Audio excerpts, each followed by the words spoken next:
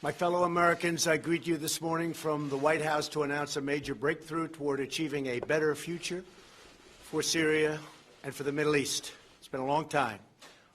Over the last 5 days, you have seen that a ceasefire that we established along Syria's border has held, and it's held very well, beyond most expectations. Early this morning, the government of Turkey informed my administration that they would be stopping combat and their offensive in Syria and making the ceasefire permanent, and it will indeed be permanent. More success for the president's agenda means there'll be more meltdowns and rage from the left.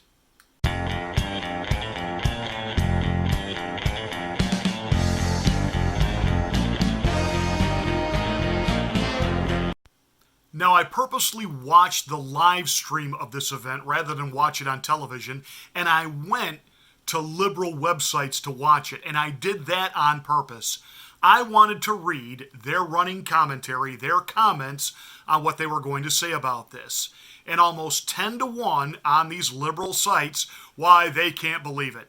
The president is declaring success when he's actually a failure. This opens the door for Russia. He just gave Syria to Russia. This is terrible. We can't believe that we are witnessing this. And I'm thinking, you know, if this had been a few years ago and Barack Obama or a Bill Clinton or any other libloon that might have been president had done this, it would have been wonderful. They would have been extolling the virtues and, fill in the adjectives.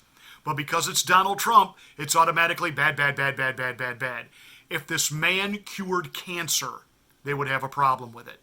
Now, when they say that he has given Syria to Russia, I couldn't hold my peace anymore, and I had to say to one of these libloons, you are aware that no sitting U.S. president has the right or the authority to, quote, give away another sovereign nation to another country, i.e. Syria. You do know that we're not at war with Syria, right? In fact, technically, we're occupiers.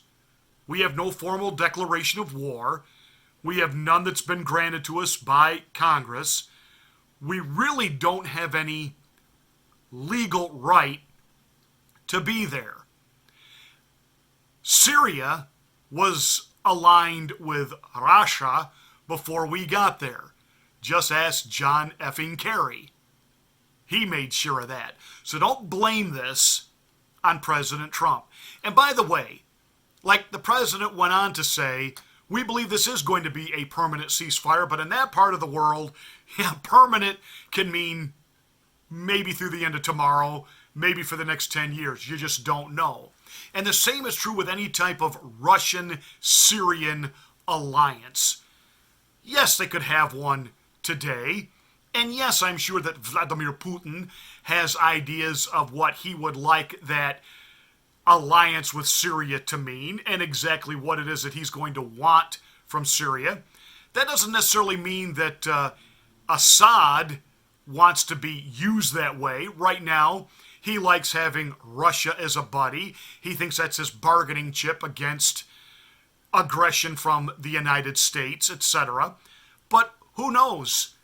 Those two, Vlad and Assad, could end up in a spat with each other, and they could turn into a conflict over there. So, don't sweat when you hear about, we've allowed Russia to move into that part of the world.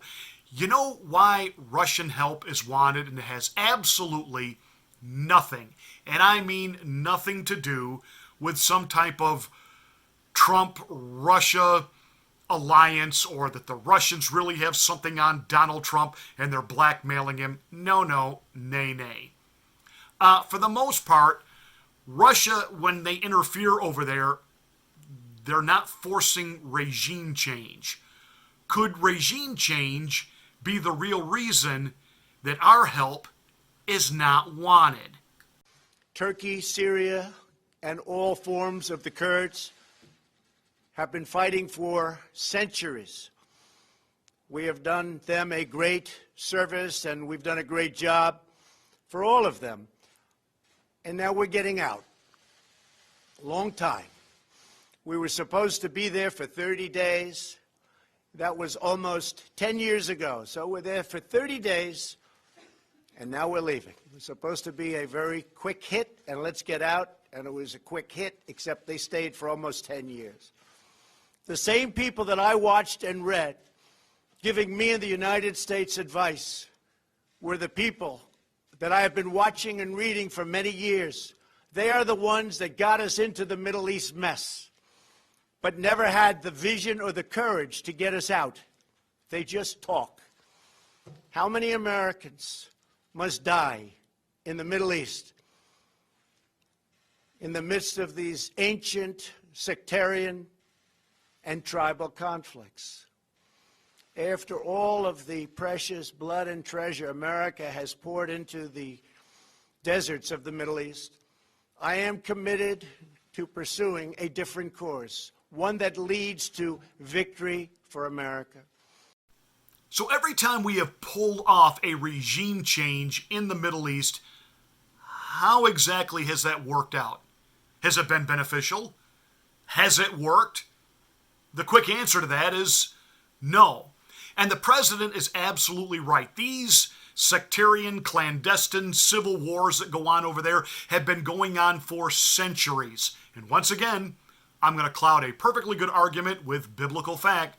Just read the Word of God. You will understand the conflict between Jews and Arabs in the Middle East, as well as different Arab or Muslim tribes within itself, constantly warring one against the other. Now, I know that Assad is not a good guy, but let's be really clear about something. Isn't it funny? I had somebody say this to me a few years back, and, at first I kind of chuckled and let it go in one ear and out the other. And then the more I thought about it, I thought, gee, that just might be absolutely a brilliant observation. The comment that was said to me was, have you noticed that every leader in the Middle East that wears a suit and tie, the CIA and the United States is getting rid of and throwing out of office? And we're allowing ideologue Islamists to come in and run these countries in the name of regime change. And I thought about that. Now again, nobody is going to sit here and defend what kind of a guy Assad is. But I will say this, one of those little caveats that never gets brought up in the mainstream corporate corrupt media. Of all the religious wars and persecution that happened in the Middle East, one of the things that Assad did, he protected the Christians. The reason that Catholics and Christians have relative freedom within Syria is because Assad himself is basically secular. And he has protected Christians from radical Islam. I'm just throwing that out there. I'm not saying that makes Assad a great guy, but this whole idea that we keep throwing ourselves in the middle of these civil wars, and then we can't understand why we're not seen as liberators, why we're not welcome, when really they know that we're there to secure oil and to somehow get their economy in such a state they can buy all of the crap and the materialism that we want to shove down their throats over there. And then we wonder why they reject it, reject us, and see us as the aggressor. The last administration said Assad must go. They could have easily produced that outcome, but they didn't. In fact, they drew a very powerful red line in the sand. You all remember the red line in the sand. 8 long years after President Obama's ill-fated push at regime change, U.S. troops are still on the ground in Syria. More than 500,000 people are dead. Hundreds of thousands are terribly injured. And millions more Syrians are displaced. It really is a nightmare of misery. Across the Middle East, we have seen anguish on a colossal scale. We have spent $8 trillion on wars in the Middle East, never really wanting to win those wars. But after all that money was spent and all those lives lost, the young men and women gravely wounded so many, the Middle East is less safe, less stable, and less secure than before these conflicts began.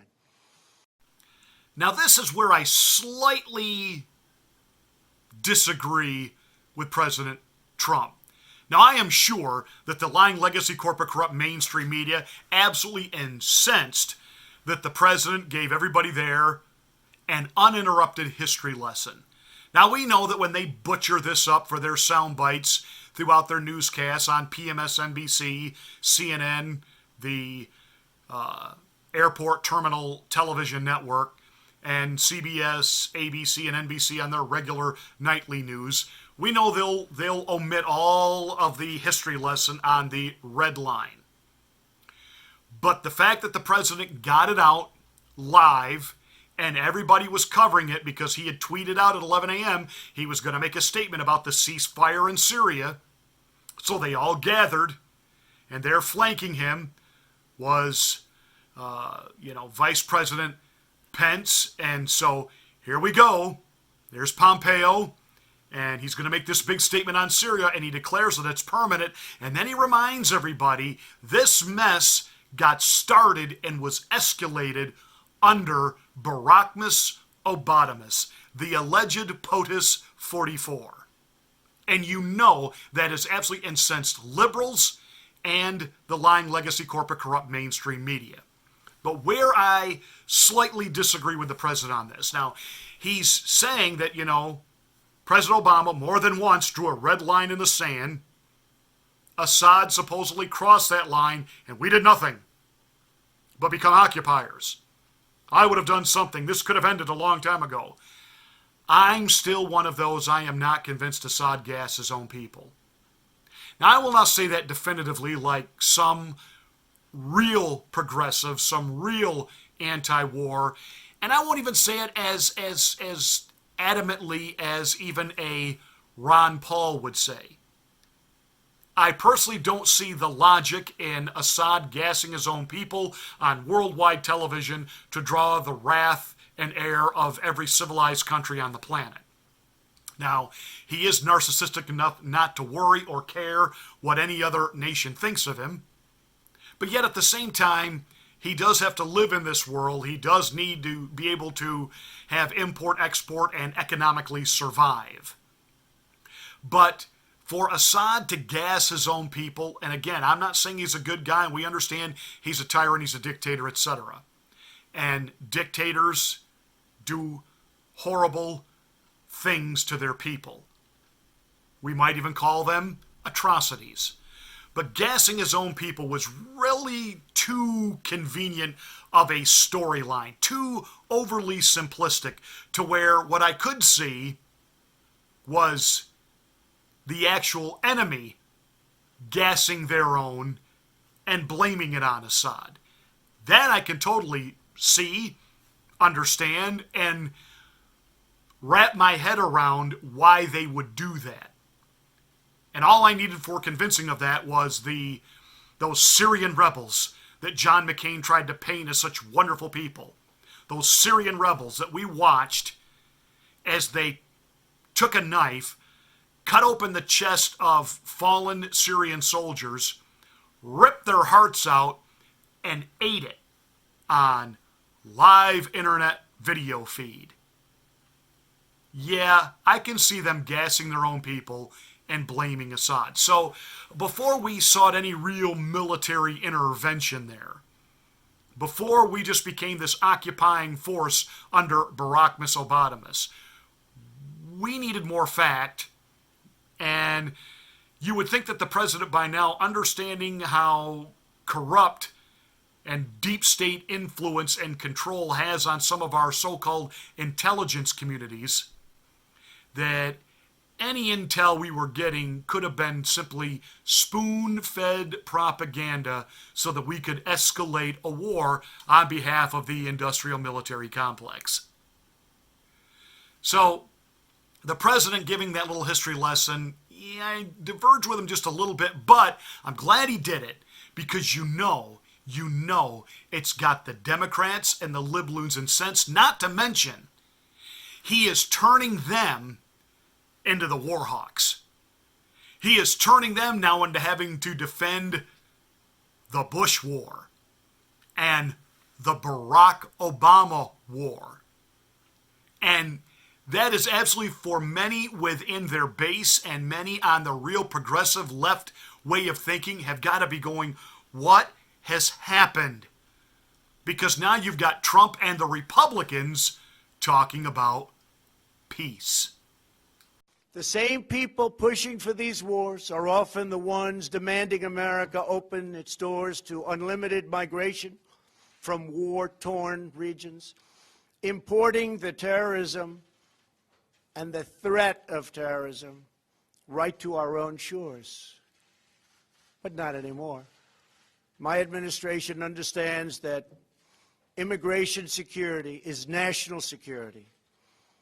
As a candidate for president, I made clear that we needed a new approach to American foreign policy, one guided not by ideology, but by experience, history, and a realistic understanding of the world. So what was the point of our being there if we weren't going to really enforce a red line? And we certainly had the military might and capability of wiping the whole thing out. But yet we just stayed year after year after year after year. There's money to be made. Money by those who profit from war. Money for lobbyists. Money for congresspeople to keep voting to fund this never-ending war. To quote Ilhan Omar from The Squad, show me the Benjamins, because that's what this is all about. That's what this is all about. And then you have some liberals that thought it was a good idea that while they were espousing our staying there, completely destabilizing the entire region, you would think that they wouldn't also be the same ones pushing for migration here, but they are. Why? Why? Why would you destroy somebody's country on purpose and then want them here unless there was political gain? More immigration, more come here and we'll give you free, and you vote for us. At the end of the day, once again, the president has been proven right about something else that he's never applied to this situation that I will. Nancy Botox Pelosi, Chuck E. Cheese Schumer, the Squad, and the rest of that ilk that call themselves Democrats, and that includes you that are watching, you really don't love the country. You love your power. You love your ability to completely un-Americanize us, shred the Constitution, do away with anything that would be considered traditional faith and have value. And now you would ravage a country, keep voting to do so, and then tell the same people, you got to come here, got to come here, got to come here, got to come here, because we're going to make money off you being here. Now that we've raped and pillaged your land and sucked every drop of oil out of there that we can get our hands on, and we've basically left it desolate and destitute like locusts clearing a cornfield, now come here and we're going to rape you literally so that you will vote for us. Bada boom, bada bing, and that's it. Hey, thanks for watching this rant. Really do appreciate it. Make sure you give us a big thumbs up. Become a subscriber to the channel if you aren't already. If you are a subscriber, please check your subscriber status. YouTube keeps changing the subscriptions, even canceling subscription for people who didn't cancel. That said, thanks so much for watching. Give us a great big thumbs up and a like. Smack the bell for notification of my next rant.